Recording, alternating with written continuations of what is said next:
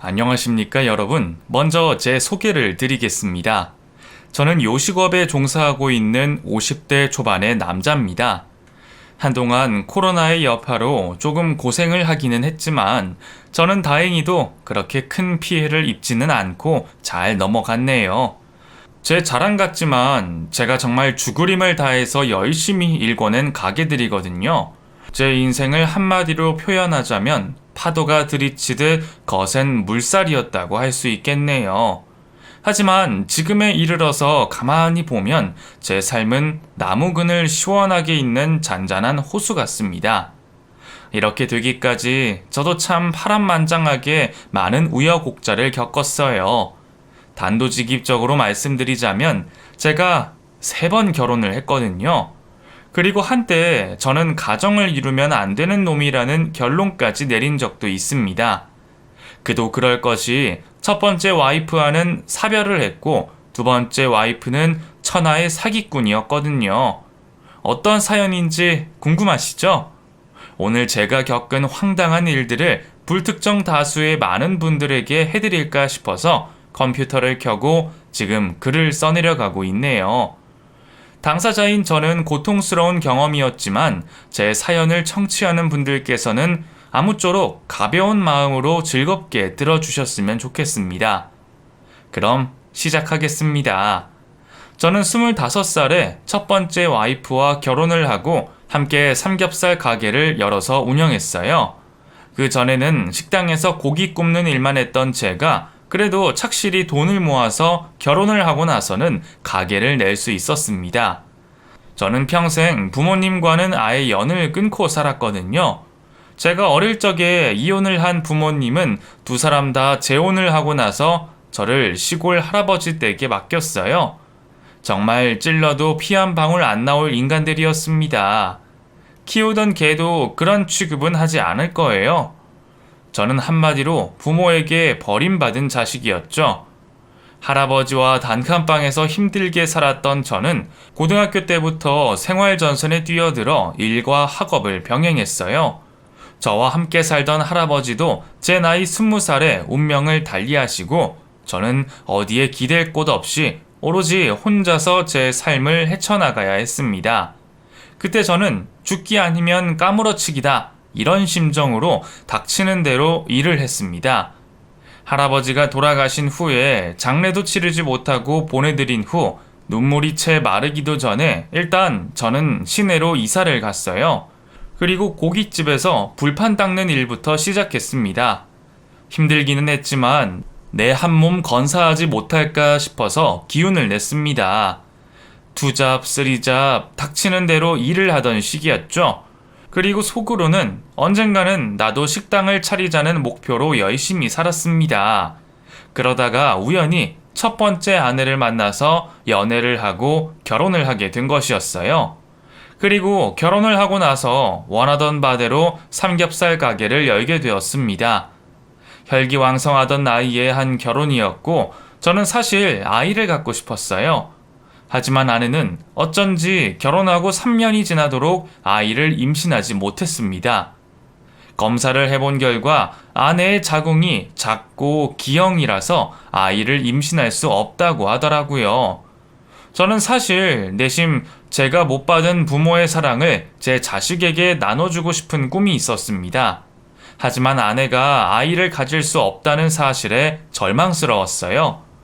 그뿐만이 아니었어요. 검사를 더 진행했는데 아내의 난소에서 암이 발견되었습니다. 의사는 수술을 할 수도 없을 만큼 심각한 상태라고 했습니다. 젊어서 전이가 쉽게 되었던 모양이었어요. 저는 그런 아내를 병수발하느라 식당이고 뭐고 내팽개쳤습니다. 그렇게 시간이 흘렀고 아내도 아무것도 못하고 병수발 드는 제가 불쌍했던지 저에게 먼저 이혼을 하자고 하더라고요. 진수씨, 당신 아이 갖고 싶어 했잖아. 이제라도 나랑 이혼하자. 당신 언제까지 이러고 있을 거야. 건강한 여자 만나서 아이 낳고 살아. 난 가망 없어. 미안해, 여보. 무슨 말이야, 여보. 얼른 건강해질 생각이나 해. 다른 생각하지 말고. 나는 너만 있으면 돼. 알잖아. 나 길어야 6개월이야. 시한부 인생이라고. 이럴 줄 알았으면 당신이랑 결혼하지 않는 건데. 미안해, 정말. 네가 병 걸린 게 네 탓이야? 미안하다는 말 그만해. 난 정말 괜찮다니까? 좋은 생각만 하자, 응? 하지만 수술을 할 수 없을 만큼 암덩이가 온몸에 전이된 제 첫 번째 아내는 결국 허망하게 세상을 등지고 말았습니다. 그때 정말 표현할 수 없을 정도로 괴로웠어요. 모든 게 제 탓 같았습니다. 아내는 죽기 전에 유언처럼 저에게 당부의 말을 했습니다. 여보, 나 가면 꼭 새로운 여자 만나서 행복하게 살아? 알았지? 괜히 미련하게 혼자 힘들게 살지 말고. 알았지? 내가 어떻게 그러냐? 내 유언 안 들어줄 거야? 꼭 들어줘. 행복해야 돼? 오래 같이 있고 싶었는데. 미안해. 하지만 당시에 저는 아내를 떠나보내고 새로운 사람을 만날 자신이 없었습니다. 제 곁에 있는 사람들은 다 불행해지는 건가 싶은 생각까지 들었거든요.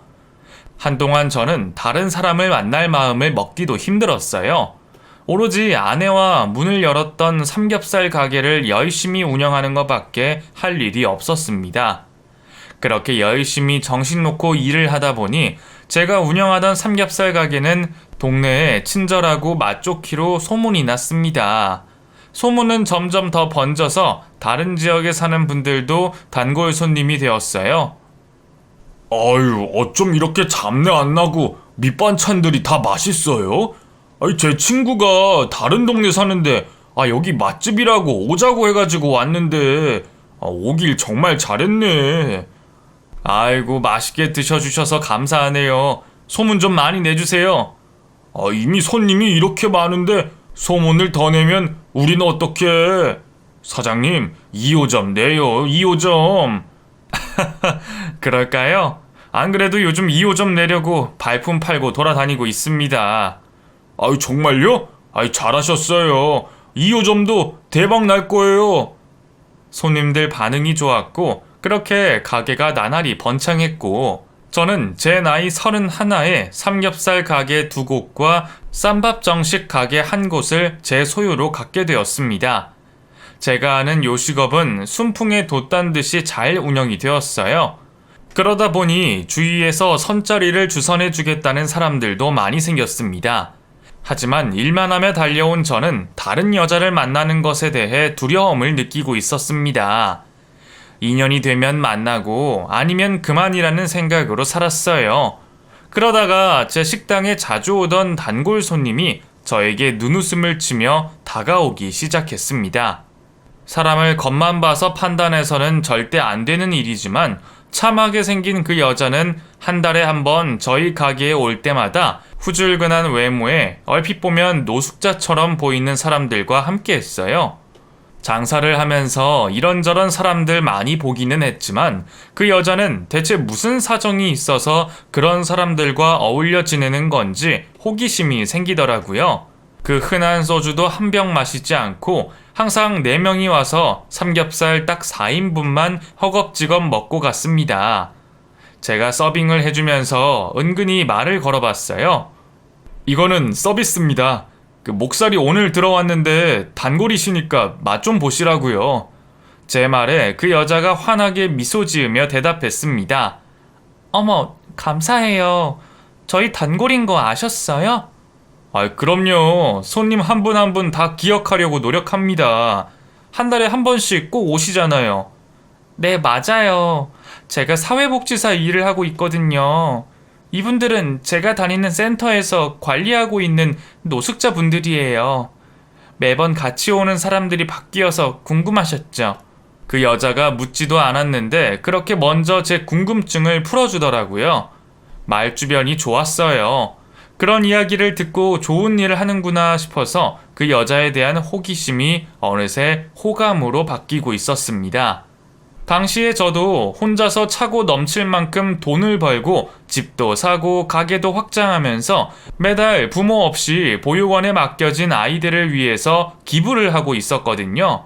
그래서 그날 저도 모르게 음료며 냉면에 밥, 국 등 서비스로 많이 해줬습니다.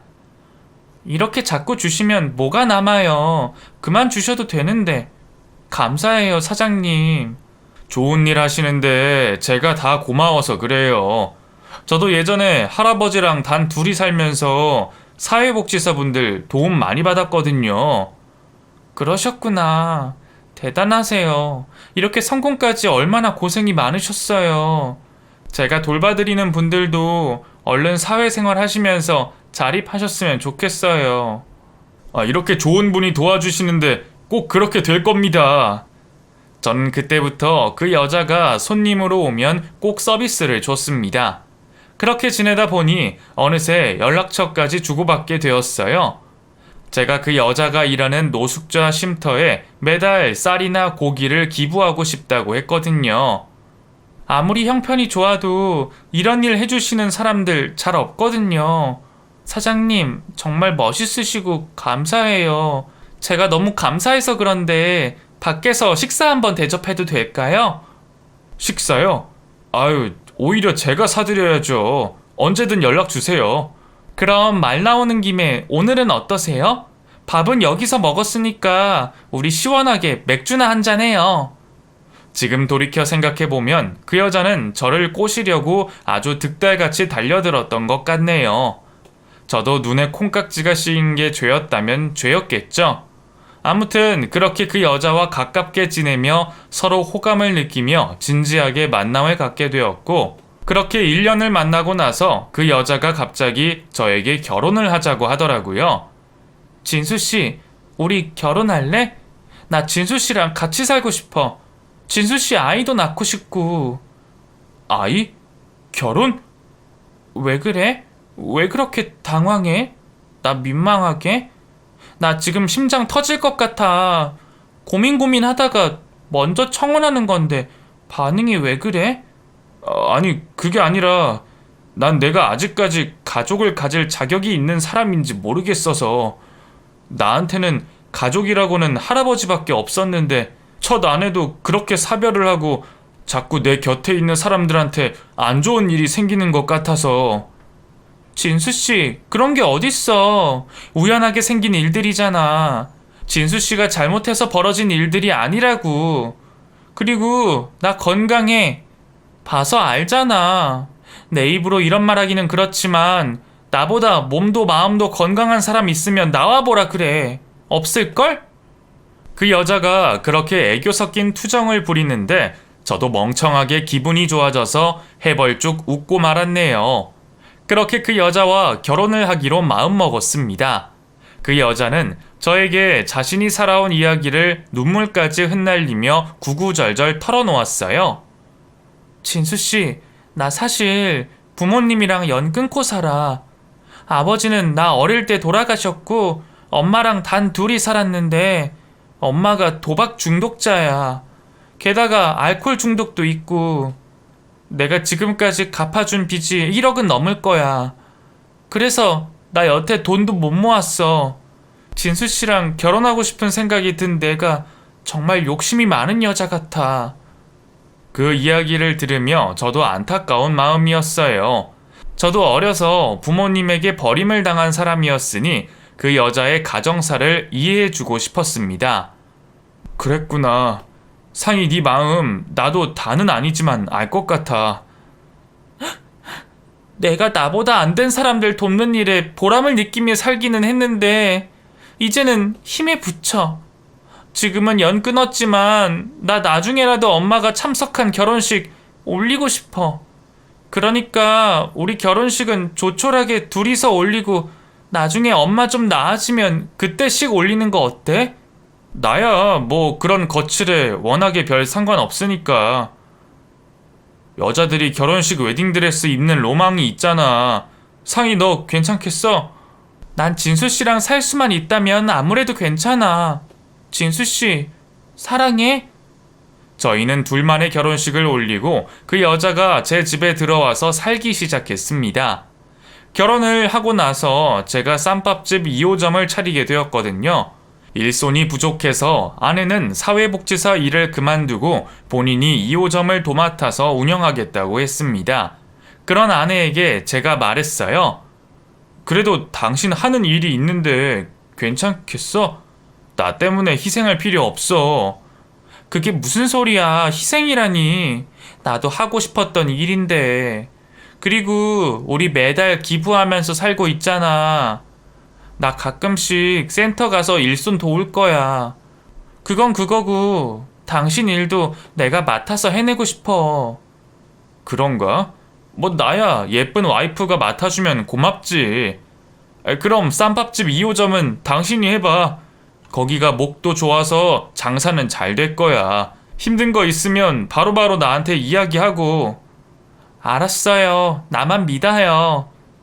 근데 혼인신고서는 구청에 제출했어? 둘만의 결혼식을 올린 후에 같이 혼인신고서를 쓰고 그 여자가 구청에 제출하겠다고 했었거든요. 제 물음에 당황한 표정이 얼핏 스치더니 이내 웃으며 대답했습니다. 그럼 했지. 우리 이제 정말 부부네? 너무 행복하다. 나도 행복해. 내일부터 내가 2호점에 내려주고 나는 다른 가게 보러 갈게. 아무래도 삼겹살 가게는 내가 있어줘야 되거든. 2호점이 좀 멀기도 하고.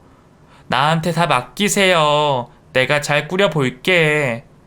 그렇게 저는 그 두 번째 아내를 철석같이 믿어버렸습니다. 쌈밥 가게 2호점을 열고 초반에는 매출이 꽤 좋았어요. 아내가 처음으로 가게를 운영하는 거라 제가 그래도 알게 모르게 신경을 썼거든요. 그런데 아내는 시간이 갈수록 2호점에 제가 참견을 한다며 불만을 터뜨렸습니다. 당신 이제 가게 안 오면 안 돼? 왜? 아니, 2호점은 당신이 나 사장으로 앉혀준 거잖아. 직원들 보기도 그렇고 내가 위신이 안 서. 직원들이 당신 오기만 기다리는 것 같고 나는 사장 취급도 안 해준단 말이야. 정말? 전혀 눈치 못 챘는데. 그럴 수도 있겠다. 난 당신 가게 운영 처음 하는 거라서 스트레스 받을까봐 그랬는데 이제 안 갈게. 당신도 혼자 잘하고 있으니까. 응. 그리고 쌈밥집 2호점 매출도 내가 알아서 관리할게. 그러니까 당신은 다른 가게나 신경 쓰세요. 그 가게들만 관리하는 것도 힘들 텐데. 그래, 그러자. 근데 상희야, 우리 이제 아이 가질까? 아이? 아직은 안 돼. 1년만 있다가 갖자. 1년 있어도 나 30이야. 팔팔할 때라고. 괜찮지? 우리 상희가 장사 욕심이 이렇게 많은 줄 몰랐네. 알았어. 그럼 그렇게 하자. 나 기다릴게. 그렇게 저는 2세 계획도 미루고 제 가게 하나를 두 번째 아내에게 몽땅 맡겨버렸습니다. 아예 찾아가지도 않고 신경을 끄기로 했어요. 아내가 매출까지 본인이 관리한다고 했지만 제 통장에 들어오는 돈이었기 때문에 별일은 없을 거라고 생각했던 게 화근이었죠. 그런 짓을 벌일 거라고 누가 상상이나 했겠습니까? 아무튼 당시에는 평생을 남에게 또 본인 친정 엄마에게 봉사하며 살았던 아내가 장사를 하면서 열의에 넘치는 모습이 귀여울 뿐이었습니다. 마냥 귀여웠던 모습이 뿔 달린 악마로 변하는 데는 그리 오랜 시간이 걸리지 않았어요. 아내에게 전적으로 가게를 맡기고 3개월쯤 지났을 때였어요. 아내에게 모든 권한을 맡겨서 쌈밥집 2호점에 대한 신경을 끊고 지냈는데 우연히 가게에 갔다가 직원들이 하는 이야기를 엿듣게 되었습니다. 아마 직원들은 제가 듣기를 바라고 한 소리였겠죠. 아니, 우리 사모님은 어쩜 그렇게 맨날 공짜 테이블을 받나 몰라. 월급도 제때 안 주고 진짜 이상하지 않아? 그러니까 말이야. 매일 어디서 그런 후줄근한 사람들을 데려다가 그렇게 밥을 먹여대는지. 사모님 엄마도 오지? 응. 그 엄마는 온몸을 명품으로 휘감았던데 뭐. 어머, 본점 사장님 언제 오셨어요? 직원들이 괜스레 저를 보고 화들짝 놀란 척을 했습니다. 그래서 제가 물어봤어요. 그게 다 무슨 말들이에요? 와이프가 뭘 어쨌다고요? 월급을 늦게 줘요? 사람들을 데리고 오다니요. 설명 좀 해보세요. 아이고, 사장님 오신 줄도 모르고 우리가 사모님 뒷담화를 했네. 어쩐데? 근데 사장님, 사모님이 월급 1, 2주씩 매번 늦게 주세요. 그것도 저희 달라고 말해야지만 보내주시고요. 이상하네. 그럴 리가 없는데. 아, 그러니까요. 사장님이 관리하실 때는 이런 일이 없었는데. 그리고 사모님 친정엄마가 그렇게 사람들을 끌고 와서 돈도 안 내고 무전 취식을 하고 그냥 간다니까요. 장사가 잘 되면 뭐해. 아휴. 친정엄마요? 아내가 친정엄마를 데리고 왔어요? 네, 아주 고급진 옷만 입은 아주머니한테 엄마 엄마 하시던데요. 사장님 장모님 아니에요? 네? 그런가 보다. 제가 들은 것 같네요. 그 월급은 제가 제때 드릴게요. 죄송해요. 사장님이 죄송할 건 없죠. 근데 사모님 어디 가셨나? 요즘 가게도 잘 안 보시고 외출이 잦으시네. 제가 전화 좀 해봐야겠네요. 그럼 수고들 하세요. 저는 직원들의 이야기를 듣고 머릿속이 복잡했습니다. 연을 끊었고 알코올에 도박 중독자라서 재활센터에서 생활한다는 친정엄마가 어떻게 멀끔하게 저희 가게에 왔다는 건지, 게다가 무전 취식에 월급이 밀렸다는 건 다 무슨 말인지 아무래도 직접 확인을 해봐야겠더라고요.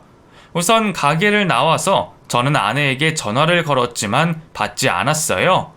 그래서 저는 집으로 가서 장롱 안에 넣어둔 아내가 관리하는 가게 통장을 들고 은행으로 가서 통장 정리를 해봤습니다. 그런데 이게 웬일입니까? 그 몇 달 새 가게 매출이 절반으로 뚝 떨어져 있더라고요. 그리고 모르는 계좌에 한 달에도 몇 번씩 많게는 800에서 적게는 500의 돈이 입금되고 있었습니다. 그러니 직원들 월급 줄 돈이 빠듯했겠죠. 저는 아내를 믿고 가게를 맡겼는데 도대체 저 모르게 어디에 그렇게 돈이 필요했던 건지 정말 묻고 싶었습니다. 그래서 그날 가게도 못 나가고 아내가 돌아올 때까지 집에서 아내에게 전화를 걸고 기다리고 있었어요. 밤 12시가 다 되어서야 집에 도착한 아내는 술 냄새를 풍기고 살짝 취해 있더라고요. 오빠, 왜 안 자고 있어? 나 기다렸어? 당신 어디서 이렇게 술을 마시고 온 거야? 오랜만에 가게에 친구들이 와서 자꾸 술 한잔 하라는데 거절을 못 하겠더라고. 친구들 보니까 옛날 생각도 나고 그래서 한잔 했어. 당신 친정 엄마가 알코올 중독이라서 술이라면 치가 떨린다고 했잖아. 근데 술을 마셔? 아, 왜 그래? 한 잔씩 할 수도 있지. 갑자기 친정 엄마 얘기는 왜 꺼내? 아, 술이 확 깨네? 여기 좀 앉아봐. 나랑 이야기 좀 하자. 아, 무슨 얘기? 그 통장 왜 꺼내놨어? 당신 이것 좀 봐봐. 당신이 관리한다고 하고 나서부터 매출이 반토막이 났어. 그리고 이 계좌는 누구야? 이명숙 이 사람이 누군데 왜 매달 이렇게 몇백씩 돈을 보내고 있는 거야? 제 물음에 아내는 갑자기 거실 바닥에 쓰러져서 대성통곡을 했습니다. 깜짝 놀란 제가 다급히 일어나서 우는 아내 곁에서 다독여주는데도 제 어깨에 기대서 한참을 울더라고요. 그러다가 겨우 진정을 하고서 저에게 말했습니다. 이명숙, 사실 우리 엄마야. 엄마가 중독센터에서 지내고 있는 줄 알았는데 또 거길 뛰쳐나와서 강원랜드에 돈을 다 날렸더라고. 사채 빚까지 지고. 미안해 여보. 내가 죽을 죄를 졌어. 엄마가 나 찾아와서 목 매달아 죽겠다고 협박을 하는데 돈을 안 보낼 수가 없었어. 뭐? 당신 친정 엄마랑 연 끊었다고 했잖아. 어떻게 연락이 됐어? 사실 엄마가 내 연락처를 알고 있었거든. 내가 안 받으려고 했는데 전화로 자기 지금 한강에 뛰어내릴 거라고 그러는데 어떡해. 하지만 낮에 가게에서 직원들이 한 말과 아내가 하는 말들에는 어폐가 있었어요. 직원들은 분명히 명품으로 휘감은 아줌마를 아내가 엄마라고 하는 걸 들었다고 했거든요. 저는 눈앞에서 펑펑 울고 있는 아내를 믿고 싶었지만 말이 앞뒤가 맞지 않아서 너무 혼란스러웠습니다. 제가 또 우는 사람한테는 마음이 쉽게 약해지는 성격이라서 거기다가 대고 막 따져 묻기도 애매하더라고요. 그랬어? 그럼 나한테 진작 말을 하지. 내가 장모님한테 인사도 드리고 같이 이야기 좀 나누면 좋았을 텐데. 미안해서 어떻게 그래. 그리고 사실 내가 전에 일하던 곳에서 알던 노숙자분들을 가게에 데리고 와서 공짜로 자주 밥을 주고 있었거든. 그 이야기는 낮에 직원들에게 들어서 알고 있던 이야기였습니다. 아내가 솔직하게 이실직고 하려는 것 같아서 내심 안심이 됐어요. 아, 그랬구나. 잘했어. 당신이 원래 하던 일인데 뭐. 미리 말 못해서 미안해. 내가 그 사람들 자주 데리고 와서 직원들이 불만이 많았을 거야. 당신 오늘 가게 왔었어? 내가 오늘 엄마 좀 만나고 오느라고 가게를 비웠거든. 직원들이 또 무슨 말 안 했어? 가긴 갔었지. 뭐 다른 말은 안 했어. 근데 장모님을 봤다고 하던데 당신이 웬 우아한 아주머니한테 엄마라고 하는 걸 봤다고. 그분은 예전에 노숙자 지원센터에 기부해 주시던 분이야. 내가 엄마처럼 따르던 분이라서 엄마라고 하는 게 입에 붙었거든. 직원들이 오해할 만해. 아무튼 여보, 내가 미리 말 못해서 미안해. 내가 잘해보겠다고 그렇게 떵떵거리면서 소리쳐놓고 내 멋대로 하고. 그렇게 말하며 아내는 또 악어의 눈물을 흘렸습니다. 아니야, 다 사정이 있던 거잖아. 나 그렇게 속 좁은 놈 아니야? 이해해. 당신 아무리 연 끊었다고는 하지만 그래도 엄만데 단칼에 끊을 수는 없지. 그럼 장모님은 아직 빚이 많이 남은 거야? 응, 앞으로 1년은 더 갚아야 할 것 같아. 엄마가 도박 끊는다고 했는데 나도 1년까지만 도와주겠다고 했어. 그래서 당신이 아이 낳자고 하는 것도 미룬 거야. 그랬구나. 이제야 이해가 되네. 언제 장모님한테 인사 좀 드려야겠다. 지금 어디 계셔? 엄마는 지방에서 이모네 살고 계셔. 조만간 내가 자리 한번 만들게. 여보, 고마워. 나 이해해줘서. 역시 나한테는 당신밖에 없어.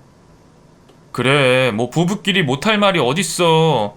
이제 혼자서 끙끙 앓지 말고 다 나한테 털어놔, 상이야. 알았지? 그렇게 그날도 저는 눈물을 흘리면서 하소연하는 아내의 말에 구렁이 담 넘듯이 넘어가게 되었습니다. 사실 그날 아내의 이야기들이 완벽하게 다 이해가 되지는 않았지만 믿지 않기도 어려웠어요. 워낙에 힘든 사람들 보고 그냥 넘어가지 못하는 속 깊은 사람이니까 어련히 알아서 하고 살겠지 싶었습니다. 그렇게 또 몇 개월이 흘렀고 아내가 운영하는 쌈밥집에 대한 악성 리뷰가 블로그에 하나 둘씩 늘어갔어요. 1호점이랑 2호점은 완전히 분위기가 다르다. 성의도 없고 친절은 밥 말아 먹었으며 맛도 없다. 지난번에 벌레가 나왔는데 보상이나 서비스도 없이 되려 화를 내며 내쫓았다. 그 글 밑에 자신들도 그런 경험을 했다는 사람들이 수두룩하게 와서 악플을 남기고 갔습니다. 2호점 때문에 1호점에 대한 인식이 나빠져서 쌈밥집에 가지 않겠다는 글들도 많았어요. 그때쯤에 아내가 외박을 하는 일들도 늘었습니다. 지방에 있는 엄마를 만나러 다녀오겠다는 핑계를 대면서요. 사정이 그렇게 되고 나니 저는 또 아내에게 추궁 아닌 추궁을 할 수밖에 없었습니다. 그날도 친정 엄마에게 3일간 갔다 온 아내에게 제가 말을 꺼냈습니다. 당신 이거 봤어? 뭔데? 이거 요즘 난리야. 블로그에 우리 쌈밥집 2호점 불친절하다고 1호점도 안 가겠다고. 한번 봐봐. 제가 그렇게 아내에게 노트북을 열어서 글을 보여주자 아내는 길길이 날뛰었습니다. 아니 이것들 미친 거 아니야? 이거 딱 보니까 우리 가게 근처에 새로 생긴 식당 인간들이 작당하고 한 짓이네. 내 가게 망하게 하려고. 아우 열불나. 어쩐지 요즘 손님도 없고 파리만 날리더니. 어떻게 여보? 아내는 또 그럴듯한 변명을 했습니다. 그날은 저도 너무 화가 났기 때문에 대충 물러설 생각이 없었어요. 근데 당신 요즘 장모님 너무 자주 만나러 가는 거 아니야? 장모님이랑 통화 좀 하게 해줘봐. 잘 지내시는지 궁금해. 당신 설마... 응? 설마 당신 지금 나 의심해? 어떻게 당신이 날 의심할 수가 있어? 나 어떤 사람인 줄 누구보다 당신이 제일 잘 알잖아. 나 배신감 들어? 왜 그래? 먹긴 놈이 성낸다고 아내는 오히려 저를 나쁜 놈을 만들더라고요. 이상하리 많지 날뛰는 걸 보니 더 이상 저도 아내를 믿을 수가 없었습니다. 의심은? 그냥 묻는 거잖아. 나 너무 속상해서 지금 구역질 날 것 같아. 들어가서 쉴게. 그렇게 말하고 자리를 피하는 아내를 보며 저는 분명히 뭔가 있다는 촉이 그제서야 발동되었습니다. 아무래도 확실한 증거를 잡아야겠다는 생각이 들었어요. 그래서 다음날 다시 아내가 관리하는 가게 통장을 정리해봤는데 정말 어처구니가 없더라고요. 있는 돈은 다 빠져나가고 마이너스 통장으로 빚까지 져놨던 겁니다. 제 두 눈을 의심했어요. 매달 이명숙 씨에게 돈이 빠져나가고 직원들 월급이 밀렸는지 통장으로 대출까지 받아놓고선 이건 아니다 싶어서 바로 아내가 있는 가게로 달려갔습니다. 그런데 아내의 모습이 보이지 않았습니다. 이 사람 어디 갔어요?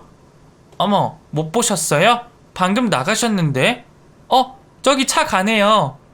직원의 말에 가게 밖을 보니 아내가 제가 해준 본인 차를 끌고 어딘가로 쌩 하고 달려가고 있었습니다. 그 모습을 보자마자 저는 바로 제 차를 끌고 아내의 뒤를 미행하기 시작했어요. 아내는 30분 가까이를 달리다가 어느 빌라촌으로 들어섰습니다. 저는 들키지 않기 위해서 거리를 두고 쫓아가다가 아내가 주차를 하고 다세대 주택에 들어가는 모습을 확인한 후에 날뛰는 심장을 진정시키며 아내가 들어간 다세대 주택 앞에서 귀를 기울였어요. 그런데 그 안에서 아내의 목소리가 들려왔습니다. 여보, 나왔어. 잘 되고 있어? 이번에 매출이 어마어마해. 이제 곧 중국으로 날라서 거기서 1벌 1미천은 모인 것 같아. 이게 다 당신 덕이지 뭐. 당신이 호구 하나 제대로 물어서. 아내는 웬 굵직한 목소리의 남자와 그런 요상한 대화를 나누고 있었습니다.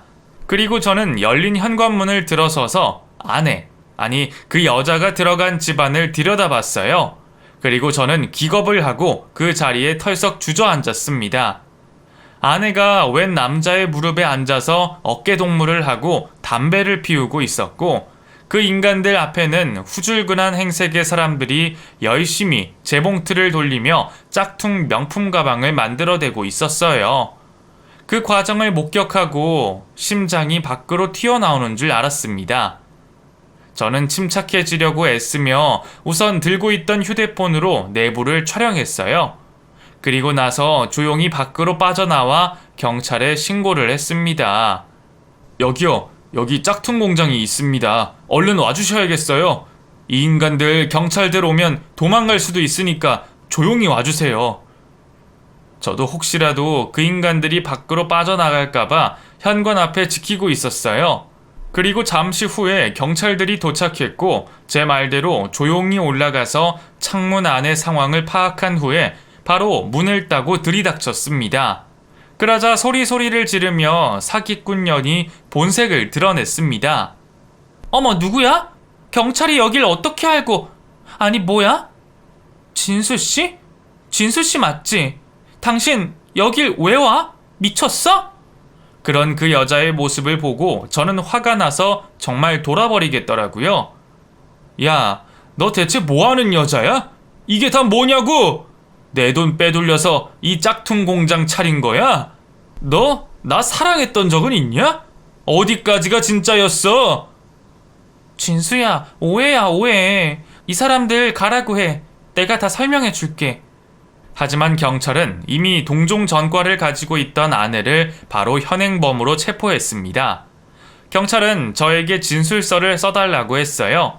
수갑을 차고 가는 와중에도 그 여자는 저를 구워 삶으려고 발악을 했습니다. 진수씨, 진수씨, 여보, 정말 오해야. 나 그런 여자 아니야. 당신 알잖아. 나 좋은 여자라는 거. 하지만 또 속아 넘어가면 정말 제가 머저리죠. 경찰 조사 과정에서 저는 그 여자가 저에게 의도적으로 접근했고 이미 남편이 있는 여자였다는 것까지 알게 되었습니다.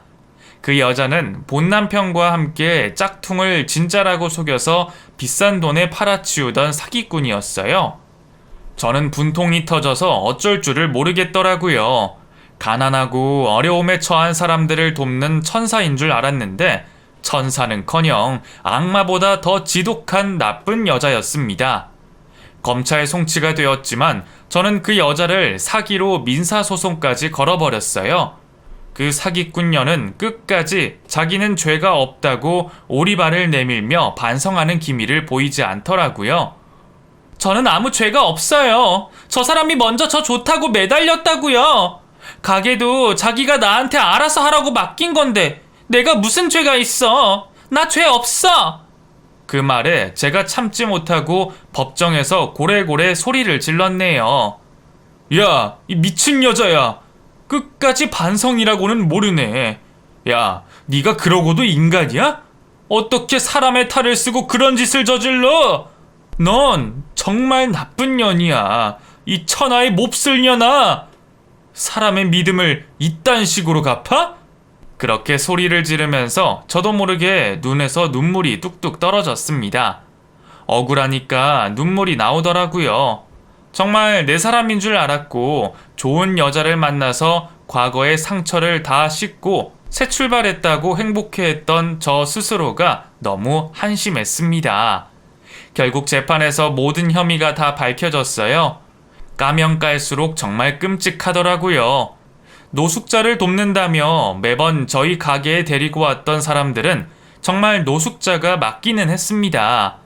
말 못하고 몸이 성취하는 노숙자들에게 다가가서 살 곳을 주겠다고 데리고 와 공장에서 돈도 주지 않고 노예처럼 굴리며 짝퉁을 만드는 일을 시켰던 거예요. 그리고 가끔 가다가 삼겹살을 사주며 생색을 내고 도망가지 못하게 감언이설로 속여왔던 겁니다. 그 사람 중에는 가족들이 애타게 찾고 있던 장애인분들도 계셨어요. 재판을 진행하면서 사기꾼 연에게 속았던 불쌍한 분들은 가족의 품으로 돌아가거나 정말 제대로 된 사회복지사 분을 만나서 센터에 들어가게 되었습니다. 그분들의 가족들이 저에게 감사하다고 인사를 했어요. 덕분에 우리 언니 찾았어요. 정말 감사해요. 아닙니다. 제가 뭘 한 게 있다고요. 아니에요. 그쪽 분 아니었으면 저희 언니 지금 어떻게 됐을지.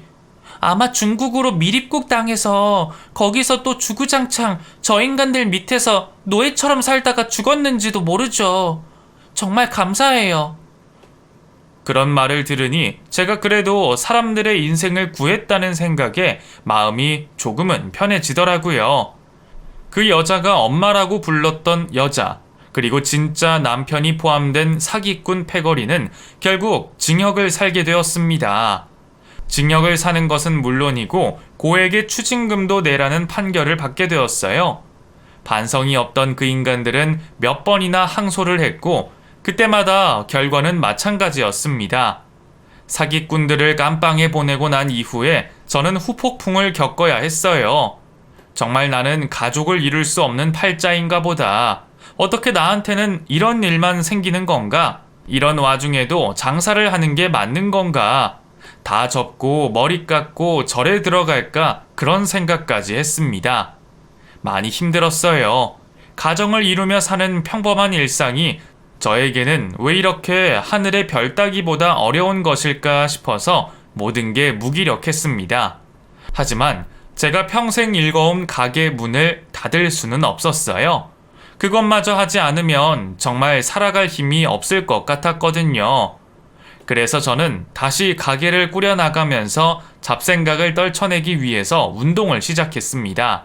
사기꾼년이 망쳐놓은 쌈밥집 2호점도 다시 열심히 일으켜 세웠어요. 제가 운영하면서부터 블로그에는 칭찬이 가득했습니다. 덕분에 찾는 손님도 늘어갔고요. 가게를 하나 더 꾸려볼까 싶었지만 욕심이다 싶어서 가게 4개를 지금까지도 잘 운영하고 있습니다. 사기꾼을 깜빵에 쳐넣은 후에 괴로운 마음을 운동으로 달래다가 생각지도 못한 새로운 인연을 만나게 되었네요. 헬스며 복싱이며 운동에 재미를 붙인 저는 매년 마라톤 대회도 꾸준히 참가를 했습니다. 그리고 참가를 할 때마다 마주치는 여자가 있었어요. 정말 희한하게도 자주 마주치게 돼서 인사를 나누게 되었습니다. 또 뵙네요. 마라톤 대회는 다 출전하시나 봐요. 신기하네요. 그러게요. 어떻게 이 많은 사람들 중에 그쪽분만 이렇게 자주 뵙죠?